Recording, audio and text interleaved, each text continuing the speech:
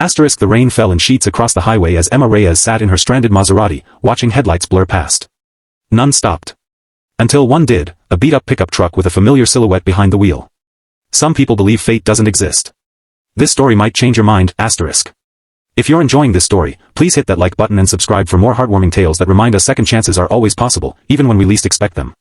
The windshield wipers of Emma Reyes' Maserati Levant fought a losing battle against the downpour. She'd pulled onto the shoulder of Interstate 95 when the engine light flashed and the luxury SUV shuddered to a stop. Now she sat drumming manicured nails against the steering wheel, her silk blouse and tailored suit a stark contrast to the gathering storm outside. Damn it, she muttered, checking her phone again. No signal. The irony wasn't lost on her. Emma Reyes, CEO of Horizon Technologies, one of the fastest-growing tech companies in the country, couldn't even call for help. The board meeting she was heading to would start without her. The acquisition papers would remain unsigned. 3 months of negotiations potentially wasted because of a mechanical failure. She'd built her reputation on never being late, never being unprepared, never showing weakness. At 38, Emma had constructed her life with the same precision she'd used to build her company, methodically, strategically, and with unwavering focus. There was no room for unexpected variables. No allowances for breakdowns, mechanical or otherwise. Lightning flashed, illuminating the empty highway. Emma closed her eyes, allowing herself a rare moment of vulnerability. 15 years of relentless work had earned her everything she'd ever wanted, except someone to share it with. The thought came unbidden, unwelcome. She pushed it away as headlights appeared in her rearview mirror, slowing as they approached. A rusted blue pickup truck pulled in behind her, hazard lights blinking in the gloom. Emma tensed, her hand moving to her purse where she kept pepper spray. The truck's door opened, and a tall figure stepped out, hunched against the rain. Need some help? A deep voice called. Something about that voice tugged at her memory. Emma cracked her window. My car just died. I've got roadside assistance, but no signal. The man approached, rain plastering his dark hair to his forehead. He wore faded jeans and a work jacket with a name patch that read, Jack. When he reached her window, he bent down, and Emma found herself looking into eyes she'd once known better than her own. Jack? The name escaped her lips before she could stop it. The man froze, squinting through the rain. Recognition dawned slowly, then all at once. Emma? Emma Reyes? 20 years fell away in an instant. Jack Sullivan had been having one hell of a day even before the rain started. His morning began with his 10-year-old daughter Lily forgetting her science project, necessitating a rushed trip back home and making them both late. Then the garage where he worked as head mechanic had a pipe burst, flooding the service bay. Now he was driving home in a storm that threatened to wash away the entire eastern seaboard. When he spotted the stranded Maserati, his first instinct was to keep driving. Rich people with fancy cars usually had fancy roadside assistance. But something made him pull over, maybe the same something that had guided him through life's hardest moments. His father had taught him never to leave someone stranded, regardless of what they drove. The last person he expected to find behind the wheel was Emma Reyes. What are the odds, he said, rain streaming down his face as they stared at each other through her partially opened window. 1 in several million, at least, Emma replied, her voice softer than he remembered. Jack gestured toward her hood. Mind if I take a look? Emma hesitated, then nodded, popping the hood release. Jack jogged back to his truck for tools and a flashlight, using the moment to compose himself. Emma Reyes. His high school sweetheart. His first love. The girl who'd left their small town, and him, behind to chase bigger dreams. Under the hood, Jack worked methodically, checking connections and fluid levels. His hands moved with practiced precision despite the rain and despite the knowledge that Emma was watching him. He found the problem quickly, a loose connection in the electrical system, likely jarred by a pothole. Should be an easy fix, he called out, making the necessary adjustments. Try starting it now. The engine turned over immediately, purring with expensive contentment. Jack closed the hood and returned to her window, rain dripping from his chin. Thank you, Emma said, her professional mask slipping back into place. I should compensate you for your time. Jack shook his head. No need. Just helping out an old friend. The word friend hung between them, inadequate for what they'd once been to each other. Emma glanced at her dashboard clock. I'm already late for a meeting in the city. Right. You should get going then. Jack stepped back, ready to return to his truck and the life he'd built without her. Jack, Emma called, surprising herself. It's really coming down out there. Are you driving far? About 30 minutes. Back to Millfield. You still live in Millfield? Emma couldn't hide her surprise. Millfield was the town they'd both grown up in, the place she'd been so desperate to escape. Never left, Jack said with a small smile. It's home. Emma hesitated, then made a decision that would alter the carefully constructed trajectory of her life. Why don't you follow me to the next exit? There's a diner there. We could grab coffee, wait out the worst of the storm. Jack considered for a moment, then nodded. I'd like that. As they pulled back onto the highway, neither realized they were driving toward a past they'd both tried to outrun in very different ways. The roadside diner was a throwback to another era, red vinyl booths, chrome fixtures, and a jukebox in the corner playing Patsy Cline. They sat across from each other, steam rising from ceramic mugs of coffee between them. "So," Jack said, adding cream to his cup, CEO of Horizon Technologies. "That's impressive." Emma shrugged, though pride flickered in her eyes. "It's been a long road. I've seen you in business magazines. Your face on the cover of Forbes last year. You saw that?" Emma felt oddly pleased. "Lily, my daughter, had to do a report on successful women in business. Your name came up in her research." Jack smiled. "She thought it was cool that I knew someone famous." "You have a daughter." Emma absorbed this information. "And her mother?" "Sarah. We divorced 5 years ago. She's remarried now, lives in California." Jack's expression remained neutral. "We share custody, but Lily lives with me most of the time." Emma nodded, trying to picture Jack as a father. It wasn't difficult. He'd always had a gentle strength about him, a steadiness that had anchored her once. "And you?" Jack asked. "Married? Kids?" Emma shook her head.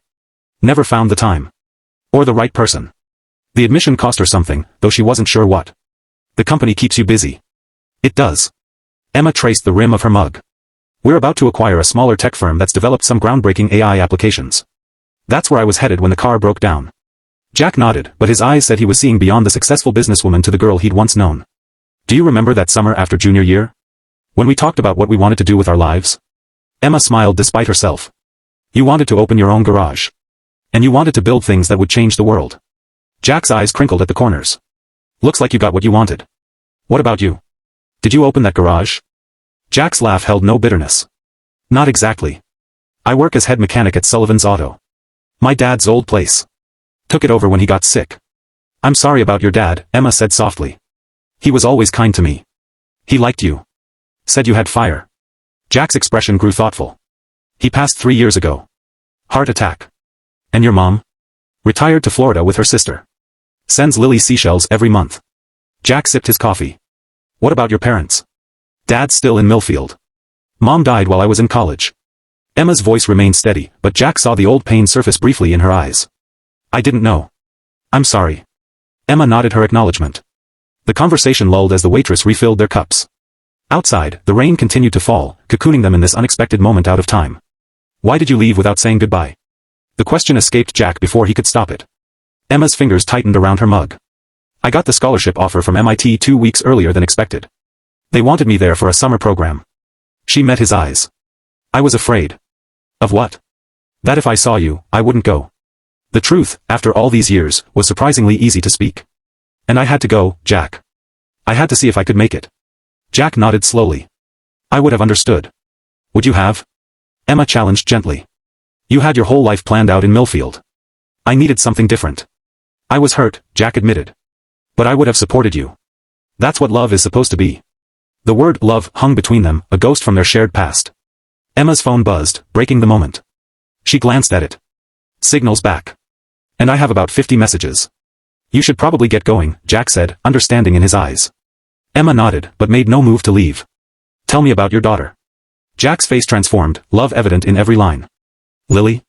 She's amazing. Smart, stubborn, kind. Loves science and soccer. Hates broccoli unless it's hidden in cheese sauce." He pulled out his phone, showing Emma a photo of a dark-haired girl with his eyes and a gap-toothed smile. "She's beautiful," Emma said, something unfamiliar aching in her chest. "She's my whole world." Jack put the phone away. "Being a single dad isn't always easy, but it's the best job I've ever had." Emma found herself wondering about roads not taken, choices unmade. "Do you ever regret staying in Millfield?" Jack considered the question seriously. "Sometimes I wonder what might have been.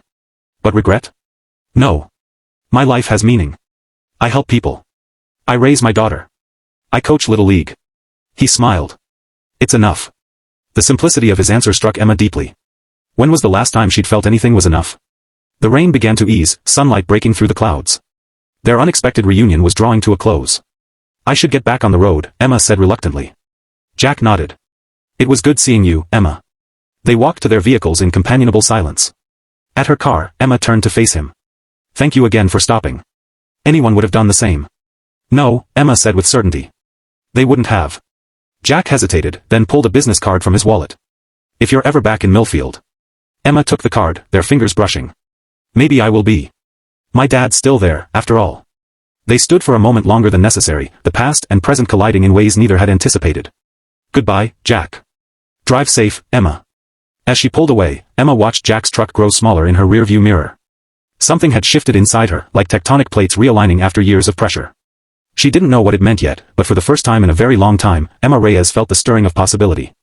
3 weeks later, Jack was underneath a Subaru when his phone rang. Lily, who was doing homework at his desk in the corner of the garage, answered it. "Sullivan's Auto, this is Lily speaking," she said with the professional tone she'd practiced. Jack slid out from under the car, wiping his hands on a rag as he watched his daughter's expression change from polite interest to surprise. "Yes, he's here. May I ask who's calling?" Lily's eyes widened. "Really? The Emma Reyes? From the magazine?" Jack's heart skipped as Lily handed him the phone with exaggerated care. "Dad, it's Emma Reyes. The CEO lady." "Thanks, kiddo," Jack said, taking the phone. "This is Jack. Hi." Emma's voice sounded different, less certain than he remembered from their diner conversation. "I hope I'm not interrupting anything important. Just regular work stuff. Everything okay with your car?" "The car's fine." Emma paused. "I'm actually calling because I'm in Millfield. Visiting my dad for the weekend." Jack leaned against his workbench, aware of Lily watching him with undisguised curiosity. "That's nice. How is he?" "Good. Stubborn as ever." Emma's laugh was soft. "I was wondering if you might be free for dinner tonight? To catch up properly." Jack glanced at Lily, who was pretending not to eavesdrop. "I'd like that, but I've got Lily with me." "She's welcome too," Emma said quickly. "If that's okay with you both." Jack covered the phone. "Want to have dinner with me and an old friend tonight?" Lily's eyes lit up. "The famous lady?" "Yes." Jack smiled into the phone. "We'd love to." They arranged to meet at Salvatore's, the Italian restaurant that had been their favorite date spot in high school. As Jack hung up, Lily bombarded him with questions. "Is she really your friend? How do you know her? Is she nice? Can I ask her about being a CEO? Why is your face all red, Dad?" Jack laughed, ruffling his daughter's hair. "One question at a time, Lil. Yes, she's an old friend from high school. Yes, she's nice. And yes, you can ask her questions if you're polite about it. Was she your girlfriend?" Lily asked with the directness of a 10-year-old. Jack hesitated, then nodded. "A long time ago." Lily's eyes widened with this new information. "Do you still like her?" "It's complicated, kiddo." "That means yes," Lily declared with certainty. Jack couldn't argue with her logic. The truth was, seeing Emma again had awakened feelings he'd thought long buried. But their lives were completely different now. She ran a multi-billion-dollar company. He fixed cars and coached Little League. What could possibly come of reconnecting? Yet as he showered and changed that evening, Jack couldn't deny the hope flickering in his chest, a feeling he hadn't experienced in years. Emma arrived at Salvatore's 15 minutes early, a habit from her business life she couldn't break. The restaurant had changed little in 20 years, the same red-checkered tablecloths, the same mural of the Italian countryside on the back wall, even the same elderly host who had once winked at them as teenagers. "Miss Reyes?" The old man's eyes crinkled with recognition. "It's been many years." "Hello, Mr. Salvatore," Emma said, touched that he remembered her. "Table for 3, please." "For the Sullivan party?" "Already arranged." He led her to a corner booth. "The best table in the house." Emma thanked him, settling into the familiar surroundings. She'd spent the past 3 weeks unable to stop thinking about Jack. Their chance encounter had stirred something she'd kept carefully suppressed, regret, nostalgia, and something dangerously close to longing. The acquisition deal had gone through. Horizon Technologies stock had climbed another 10 points. Emma had everything she'd ever worked for. Yet sitting in her corner office overlooking the Boston skyline, she'd found herself thinking of Jack's words, "It's enough." Was her life enough? The question had haunted her until she'd impulsively decided to visit her father in Millfield. And now here she was, waiting for the boy she'd once loved and the man he'd become. The restaurant door opened, and Emma's breath caught. Jack entered with a small dark-haired girl beside him, her hand tucked trustingly in his. They made a striking pair, Jack in a blue button-down shirt that matched his eyes, Lily in a purple dress with sneakers peeking out beneath the hem. Jack spotted Emma and smiled, that same smile that had once made her 17-year-old heart race. It still had power, she realized as they approached. "Hi," Jack said simply. "Hi," Emma replied, standing to greet them. "You must be Lily." "I'm Emma." Lily studied her with frank curiosity. "My dad says you were his girlfriend in high school." Jack's ears reddened. "I apologize for stopping mid-story. Let me continue." Jack's ears reddened. "Lily, remember what we talked about in the car? About not asking personal questions right away?" Lily grinned. "But Dad, you said she was your girlfriend." "That's just a fact." Emma laughed, tension breaking. "She's got you there, Jack." They settled into the booth, Lily between them. The girl pulled a small notebook from her purse. "I made a list of questions, if that's okay. For my school project about successful women." "Lily," Jack began, but Emma shook her head. "I'd be happy to answer your questions," she told Lily. "After we order?" Dinner progressed with surprising ease. Lily peppered Emma with questions about running a company, breaking barriers in tech, and what college was like. Emma answered thoughtfully, charmed by the girl's intelligence and directness. Last question, Lily said, consulting her notebook. What's the hardest part of your job? Emma considered.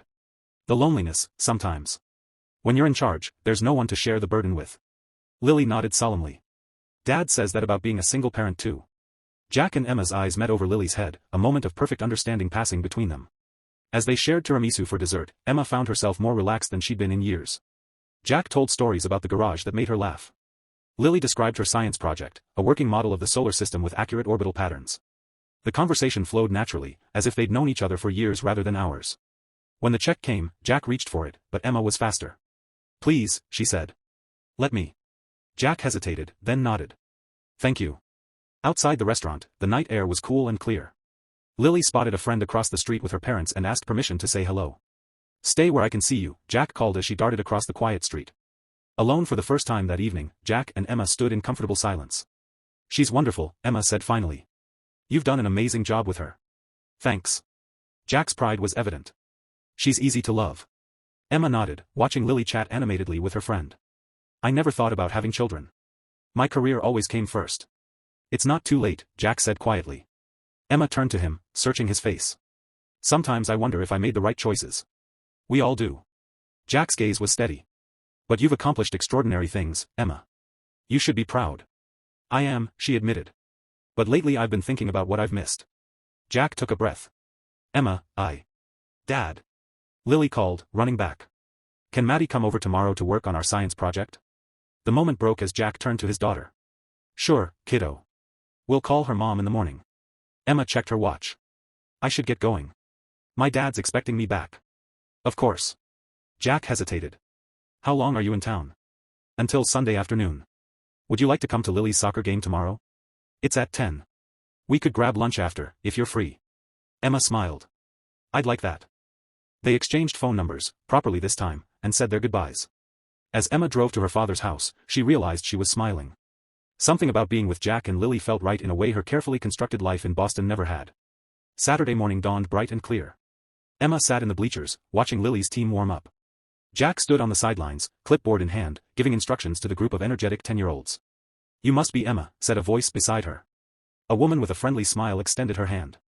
I'm Karen, Maddie's mom. Lily hasn't stopped talking about you. Nice to meet you, Emma said, shaking her hand.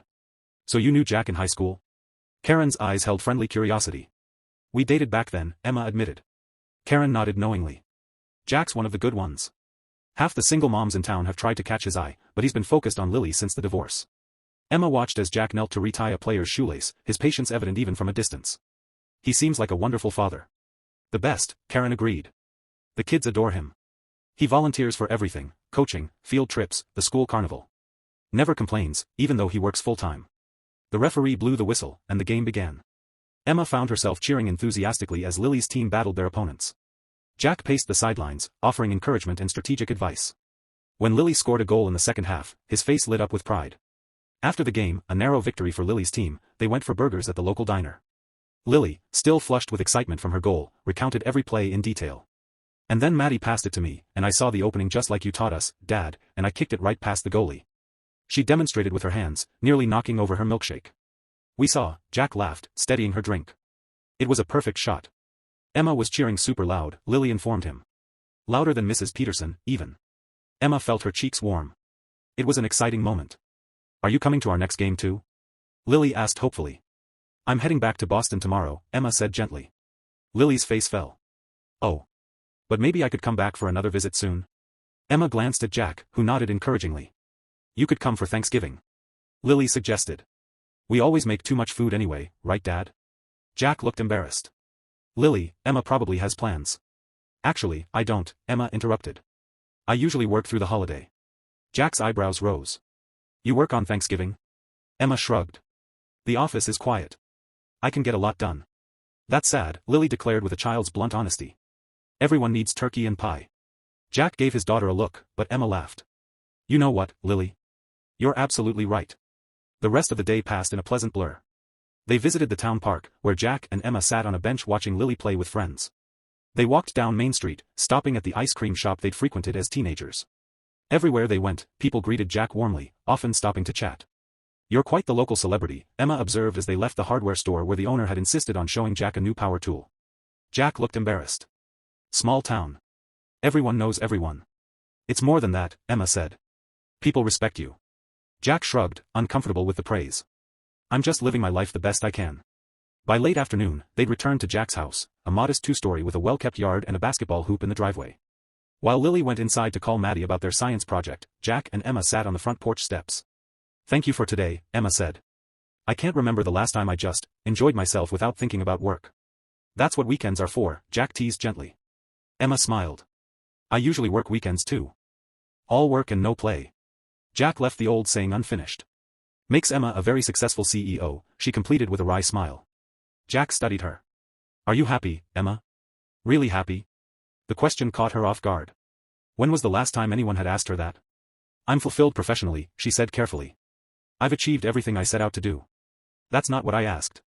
Emma looked away, watching a pair of cardinals in the maple tree across the street. Happiness wasn't part of the plan, she admitted. Success was the goal. Security. Recognition. And now? Now I have all that. Emma turned back to him. "But seeing you with Lily, the life you've built here, it's made me question things." Jack was quiet for a moment. "For what it's worth, I think you're extraordinary, Emma. Always have been. What you've accomplished is incredible." "But?" "No buts." Jack's smile was gentle. "Just an observation that success and happiness don't always overlap." Emma nodded slowly. "When did you get so wise, Jack Sullivan?" "Probably around the time I became responsible for another human being." His eyes crinkled. "Nothing clarifies your priorities like parenthood." They sat in comfortable silence until Lily burst through the front door, announcing that Maddie was coming over with her mom to work on their project. "I should go," Emma said, standing. "Let you get back to your weekend." Jack walked her to her car. "Will I see you before you leave tomorrow?" Emma hesitated. "I'm having brunch with my dad, but I could stop by afterward." "Around 1? We'll be here." Jack's eyes held a warmth that followed Emma all the way back to her father's house. That evening, Emma sat with her father on his back porch, watching fireflies rise from the lawn. "You seem different," Robert Reyes observed, sipping his decaf coffee. "Different how?" Emma asked. "More like the girl I remember." He studied his daughter. "Less armored." Emma smiled at his perception. "I saw Jack Sullivan yesterday. And today." Her father nodded, unsurprised. "I wondered if you might." "How is he?" "Good. He has a daughter, Lily. She's 10. I know. I see them at church sometimes." Robert set his mug down. "He never quite got over you, you know." Emma looked at her father sharply. "Dad, it was 20 years ago. Some feelings don't have expiration dates." Robert's eyes were kind. "You broke his heart when you left without saying goodbye." Guilt, long suppressed, surfaced. "I was young. Scared. Selfish." "Yes, you were," her father agreed without judgment. "But you're not that girl anymore." Emma sighed. "It doesn't matter now. Our lives are completely different. I live in Boston. My company is there. My whole life is there." "Is it?" Robert asked simply. The question lingered as Emma prepared for bed in her childhood room, surrounded by remnants of her past, debate trophies, science fair ribbons, a faded poster of Marie Curie. She'd been so certain of her path then, so determined to escape the limitations of small-town life. Now, lying in her old bed, Emma found herself wondering if she'd confused limitations with connections. In building her empire, had she sacrificed the very things that made life worth living? Her phone buzzed with a text from Jack. "Lily wants to know if you like chocolate chip pancakes. Apparently that's what she's making for breakfast tomorrow." Emma smiled, typing back, "Love them. Tell her I'm honored." Jack's response came quickly, "Fair warning, they're usually more chocolate than pancake." "Sounds perfect," Emma replied, a warmth spreading through her chest that had nothing to do with the temperature. As she drifted toward sleep, Emma realized she was looking forward to tomorrow more than she'd looked forward to anything in years. Sunday morning, Emma sat at her father's kitchen table, pushing eggs around her plate. "You're distracted," Robert observed. "Just thinking about work," Emma said automatically. Her father gave her a knowing look. "Try again." Emma sighed. "I'm having lunch with Jack and Lily before I drive back." And I don't know what I'm doing, Dad."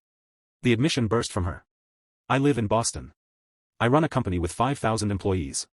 I can't just, what? Move back to Millfield because I've reconnected with my high school boyfriend?" Robert considered his daughter. "No one's suggesting that. But there are options between nothing changes and everything changes." "Like what?" "Like seeing where this goes. Boston's not that far. You have weekends. Holidays." He shrugged. "People make long-distance relationships work all the time." "We don't have a relationship," Emma protested. Robert's eyebrows rose. Don't you? Emma had no answer for that. At 1 o'clock, she pulled into Jack's driveway, her stomach fluttering with an anticipation she hadn't felt since college. Lily answered the door, flowers smudged on her cheek. We're making pizza, she announced, pulling Emma inside. Dad let me choose the toppings. The kitchen was a cheerful disaster zone. Jack stood at the counter, rolling out dough, his t-shirt dusted with flour. He looked up as Emma entered, his smile warming his entire face. Hope you like pineapple on your pizza, he said. I was overruled. Pineapple is the best topping, Lily insisted, returning to her station where she was carefully arranging toppings. I'm team pineapple too, Emma confessed, setting her purse aside. Need any help? They worked together, assembling pizzas amid laughter and friendly debate about toppings. Emma found herself relaxing into the domestic scene, as if she belonged there. When Jack's hand brushed hers reaching for the cheese, the contact sent a jolt through her that had nothing to do with static electricity. Over lunch, Lily dominated the conversation, sharing school stories and asking Emma about her life in Boston. Emma found herself describing her penthouse apartment, her corner office with its view of the harbor, her daily routine. It sounds lonely, Lily observed with a child's directness. Emma blinked, caught off guard by the accuracy of the assessment. Sometimes it is, she admitted. You should visit us more, Lily declared. Then you wouldn't be lonely. Jack gave his daughter a look. Lily, Emma has a very important job. She can't just drive to Millfield whenever she wants. Why not? Lily challenged. She's the boss, right? Bosses can do what they want. Emma laughed. It's not quite that simple, but I do have some flexibility. She met Jack's eyes. I could come back. If that's okay. More than okay, Jack said quietly. After lunch, Lily disappeared to her room to finish homework, leaving Jack and Emma alone in the living room. Emma's departure time loomed, casting a shadow over their conversation. I've been thinking, Emma said finally. About what you asked yesterday. If I'm happy. Jack waited, giving her space to continue. I built exactly the life I thought I wanted, Emma said slowly. And I'm proud of what I've accomplished. But these past 2 days with you and Lily. She took a breath. I've felt more alive, more present, than I have in years. Jack moved closer on the couch. What are you saying, Emma? I'm saying I don't want this to be goodbye. She met his eyes. I'm saying maybe there's room in my carefully planned life for something unplanned. Someone unplanned. Jack took her hand, his touch sending warmth up her arm. I'd like that. I don't know how this works, Emma admitted. My life is in Boston. Yours is here. Lily's school, your garage. We'll figure it out, Jack said simply. One step at a time. Emma nodded, hope blooming in her chest. One step at a time. When the time came for her to leave, Jack walked her to her car. Lily hugged her fiercely, extracting a promise that Emma would return for Thanksgiving. Alone by the car, Jack took both Emma's hands in his. Drive safe, he said, echoing his words from their first reunion. I will. Emma hesitated, then leaned forward, pressing her lips gently to his. The kiss was brief but held the promise of more to come. As she drove away, Emma watched Jack and Lily in her rearview mirror, waving until she turned the corner. For the first time in 20 years, leaving Millfield felt like leaving home rather than escaping it. Over the next 6 months, Emma and Jack built a relationship across the miles. Emma came to Millfield every other weekend. Jack and Lily visited Boston during school breaks, marveling at Emma's penthouse and the view from her office. They talked daily, sharing the small moments that weave a life together. It wasn't always easy. Emma's work demands sometimes meant cancelled visits. Jack's responsibilities as a single father occasionally complicated their plans. But they persevered, finding joy in the journey rather than focusing on the obstacles. Emma surprised herself by how easily she adapted to life in Millfield during her visits. She attended Lily's soccer games, cheering from the sidelines. She helped with science projects and homework. She even rolled up her sleeves in Jack's garage one Saturday, learning the basics of car maintenance under his patient instruction. In Boston, Jack and Lily brought warmth to Emma's sleek, impersonal apartment. Lily's artwork found its